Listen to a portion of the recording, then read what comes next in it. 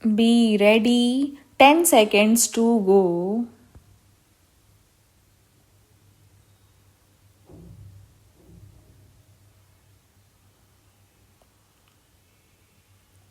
Start. Sir, let me at the outset congratulate the Finance Minister for having given us a budget which is nothing but a continuation of the past.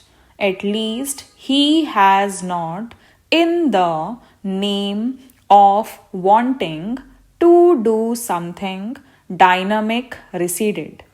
Sir, we had hoped that the finance minister would not be able to produce a miracle as such.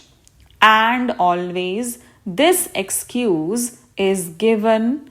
We had 3 months. I did not have the advantage of planning commission's consultation. I did not have the advantage of states consultation, and therefore within these constraints and within that framework I had to present, and I presented the best smiling face that I could. That is understood. When he said that we are trying to be true to the promises given in the manifesto by the present government, that is what I was trying to look, at least the direction in the budget. I must say that in this budget, at least apart from some words paying compliment, praise, and lip sympathy to the agricultural sector, to the rural industry, to handloom, to power loom, to handicrafts, let us see what are the facts. What has he provided for handloom and handicrafts? Let me take up this point just now. He has provided only rupees 34 crores, and he himself says that it will give employment at least to 25 lakh people. Now imagine the magnitude of this problem. There are a minimum of 4 crore unemployed people and 14 crore underemployed people, and you are not able to touch the fringe of this problem.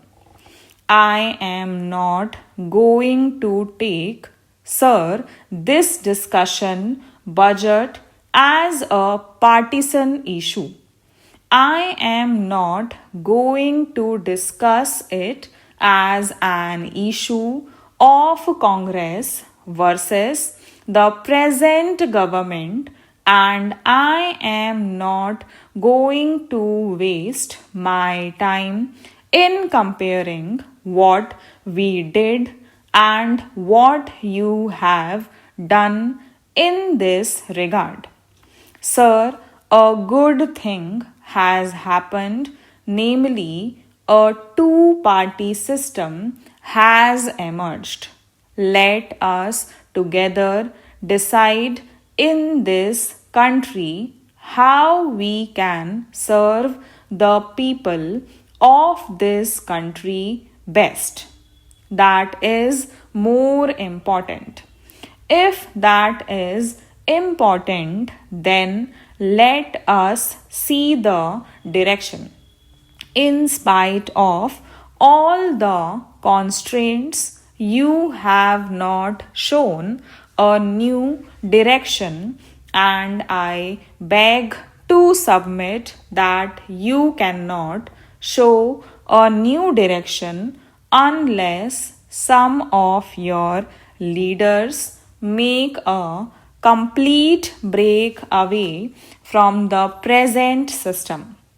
In spite of all that has been done in the past, the fact remains that, sir, in our country we have two economies running, namely the economy of a mini India and the economy of Maxi India, or the economy of 3 crores of people and the economy of the remaining 80 crore people. It is true that in the world today, India stands third in technological know how and expertise personnel. This being the case, practically today we are self sufficient in every basic industry. It is a good thing, but that has nothing to do with the economy of 100 crores population of our country.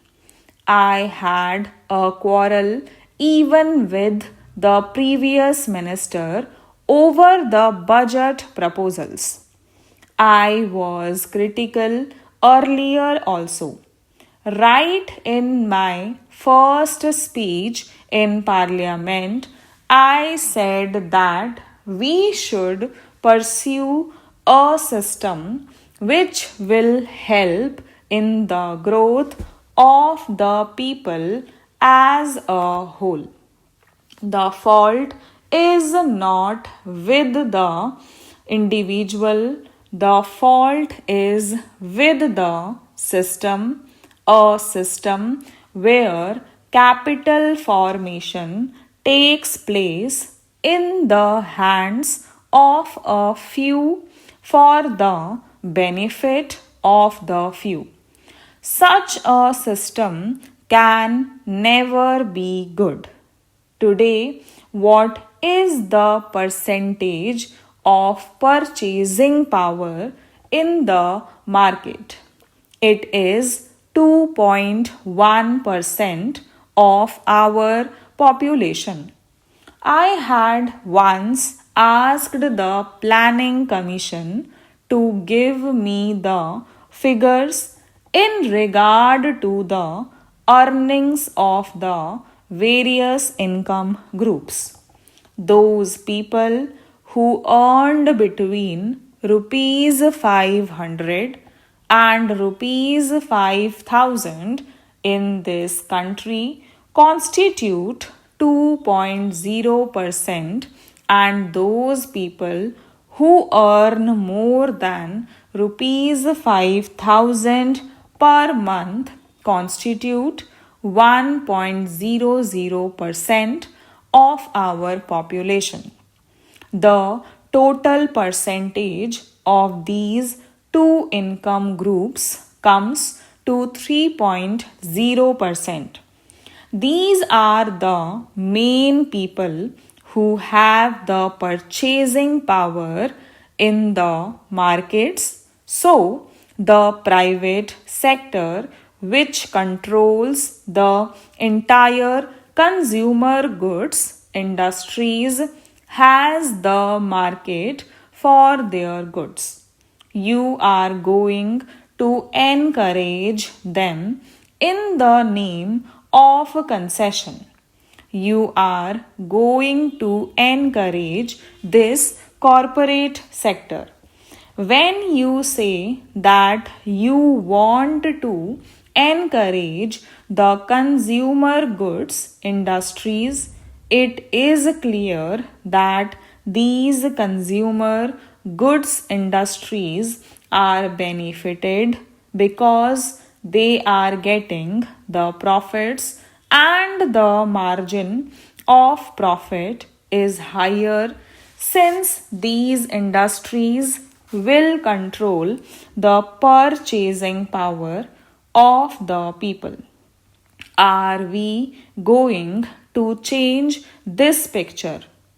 If you really want to change this picture, then the rural class must get the purchasing power, and there must be goods which should be produced in the rural sector so that they can buy those goods. Now, no goods could be produced in the rural areas. Stop.